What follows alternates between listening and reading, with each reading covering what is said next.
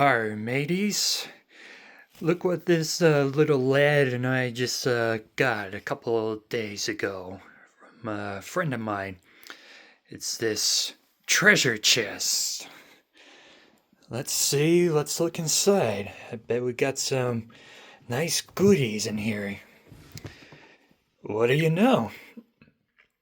Looks like we got ourselves a nice, precious, vintage vacuum cleaner. Let's pull it out here and see what we got. Alright, there she blows.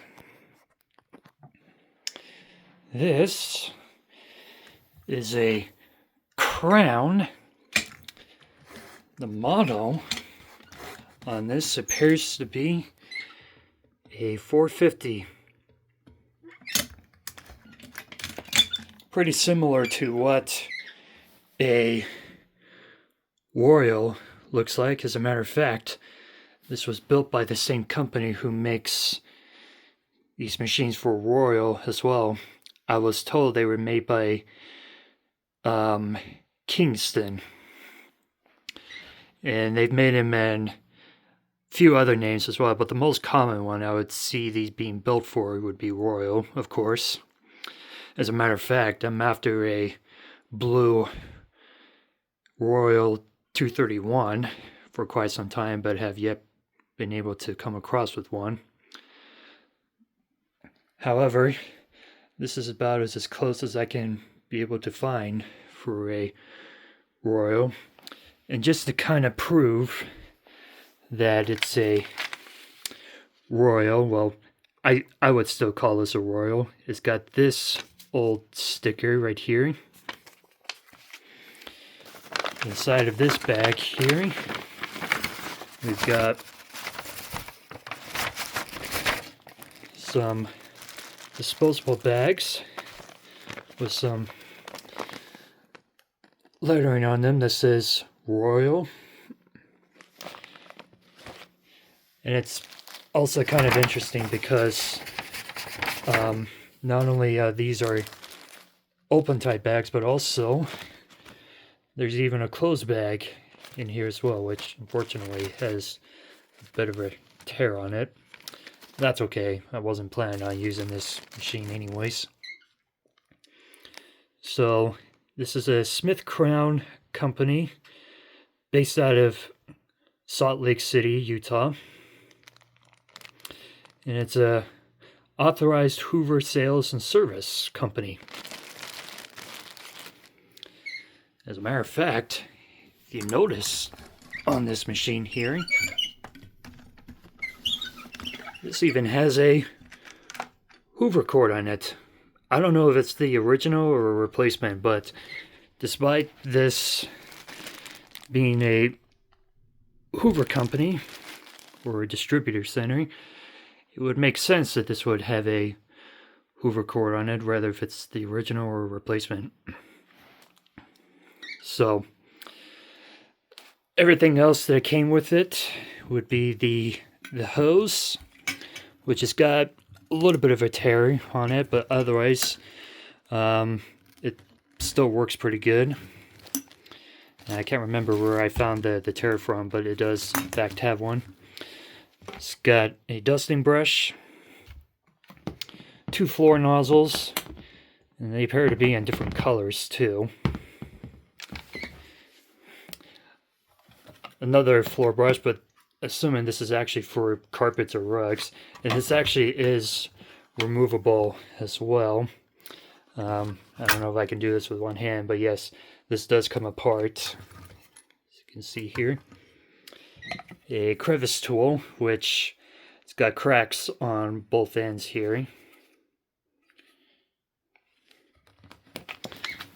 An upholstery tool. And as you can see here, it's got a couple of non-genuine parts that it actually came with. And I don't know where this came from. It was in the chest. And this must have been from some kind of strap. But yeah, I can tell this doesn't belong on this. What I think is very, very interesting is it comes with this floor polisher, which unfortunately I haven't been able to get it to work. I don't know if it requires a lot more suction to use with it, or it's designed to be used as a blower, where you take the hose into the blower port and you blow it onto here, and that's what makes this a spin. Or since this machine is so old that it probably needs a tune-up. But yeah, it says Smith Crown. Kind of reminds me of a Filter Queen logo, which is my favorite modern laundry brand today, since there are folks on Vacuum Land that are not only watching this, but also the folks over on automaticwasher.org that are watching this as well. So Crown Sales and Service in Salt Lake City, Utah. Back behind here, we have 3 wands that you can connect onto the floor nozzle and the polisher as well. An additional wand too that it appears you can fit onto some of these other attachments as well. But even these wands have these locking tabs on them as well. Over here we have what appears to be a caddy or a tool holder. This, what appears to be a sprayer for using it as a shampooer. There is a note inside of here that I'll pause here and take a look at what's inside of here. Give me one sec. Alright, kind of hard to see that in cursive, but yeah, I can tell this is the ingredients to fill the shampooer bottle up with. So, just thought I'd show off that here. If I were to guess, this might be some kind of pre-motor filter for inside, but I don't know if there's even enough pores inside of here to where air can actually flow through this. But I've noticed that these machines do take pre-motor filters, and this one doesn't have one inside, and that was my best guess of what this was right there. And then this is what appears to be a holder for all the information and such. So I'm gonna open this up here and see what we got.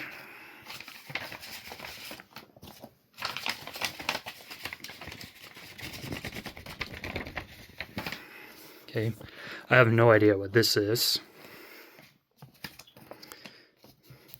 Here are the instructions for use of the power polisher,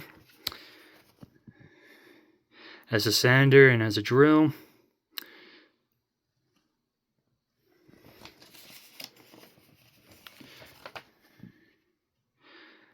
Oh yeah, just as I suspected, you use it as a blower to make the floor polisher work. Yeah, I just opened this up for the first time, and yeah. Show off everything else here, because I can tell some of you have never seen this before. As a matter of fact, this is probably the rarest of the Kingston model that's probably ever sold. So anyways, I haven't been able to play around with this much, so, but I did turn it on and it works just fine. Bearings aren't dry or anything like that, so it's in good condition. And this appears to be instructions for the rest of the machine here. Quality electrical appliances since 1905, so it's definitely an old machine.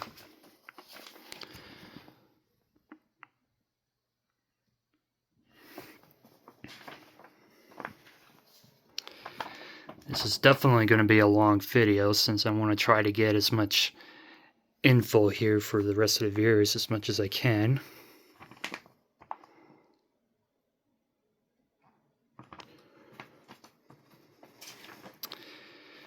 I'm not really too familiar with these machines, other than I know that, as I mentioned before, I've seen a ton of these made for Royal.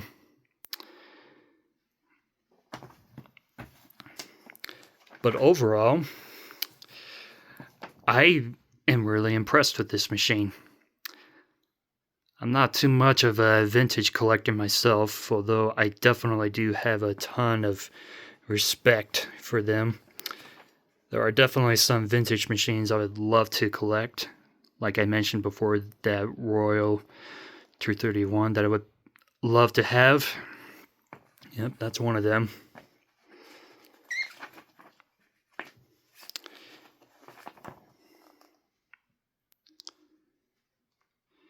Oh, maybe that's what that sprayer is used for. I was thinking it was for shampoos, but apparently it's for against moss.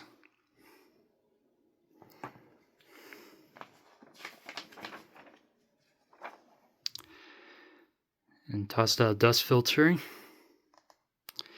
So yeah, it does have not only a disposable bag, but also has a cloth bag inside of it, which I'll show in just a sec.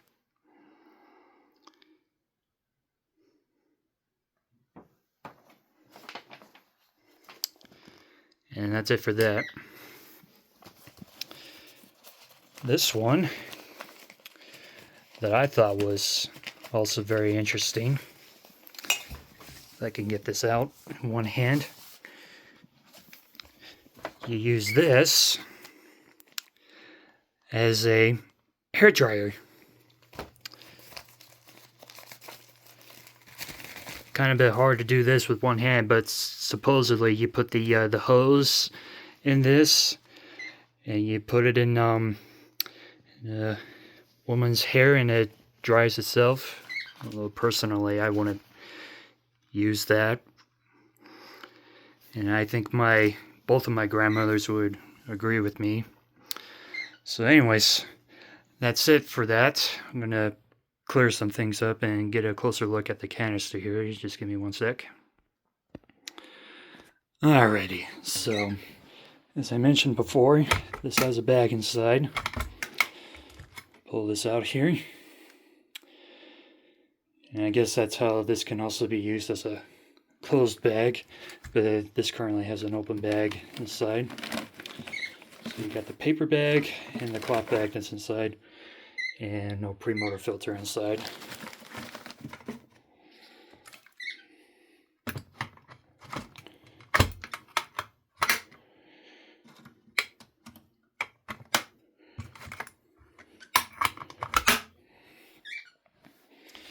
And supposedly this caddy, you can actually put accessories right there, or you can even wrap your cord around this as well.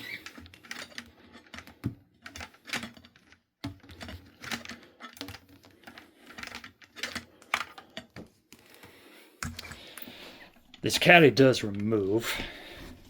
If I can do this with one hand, I might have to pause again here. Give me one sec. There we go. Removes like that. Then the rest of the body here has a sticker saying it was certified by Good Housekeeping.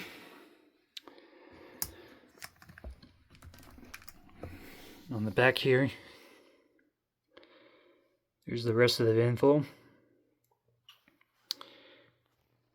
And I'm assuming that's also what the floor polisher says, but I don't dare to take that yellow sticker off. And this is the blower, I'm assuming. You detach on it, and supposedly this comes off, but I actually haven't been able to get that off, even with two hands, so maybe I could try to get that again and see if I can get the floor polisher to work, but we'll see. So, and that's what the exhaust looks like. Doesn't even look that too clean.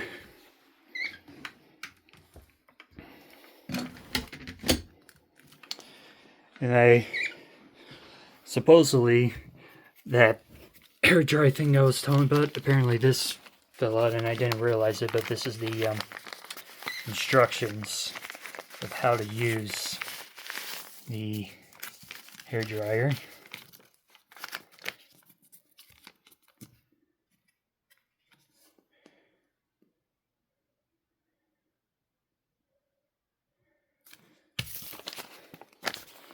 So wanted to show that before I forget. So anyways, here's the hose.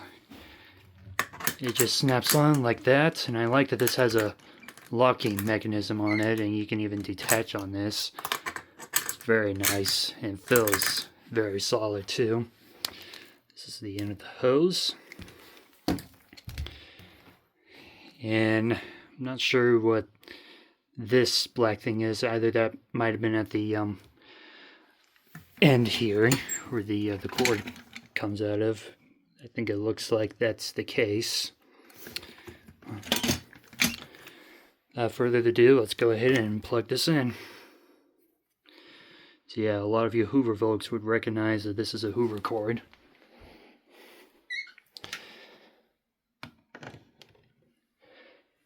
And that's what the rest of the chest looks like. I'm assuming that these things right here are what stores the other accessories and such at. And as you can see, it's pretty old. This doesn't even like to stick on anymore. Even some of this is deteriorating as well. This is actually a surprisingly very heavy chest for what it is. But it's a well-built one too. It's got a spring, or not really a spring, mechanism to lift up and down on this. And it's got screws that holds onto it. This is also pretty nice to use as a chair as well. Matter of fact, I'm going to sit here while I go ahead and turn the machine on. So without further ado, let's go ahead and turn it on. Probably wasn't the best idea to detach or attach the caddy back in when the switch is in the way.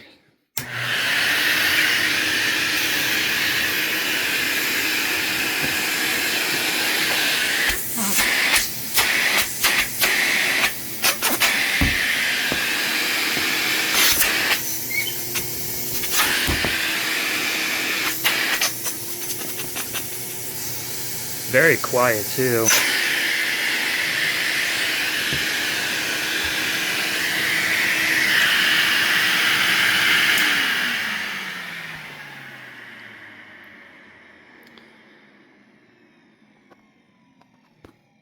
And a very nice wind down as well.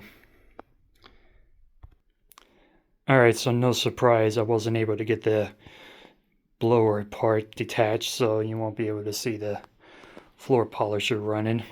But before I end the video here, I just attached the two wands and the floor brush together, and I like to do a little bit of vacuuming with it, so let's turn it on again.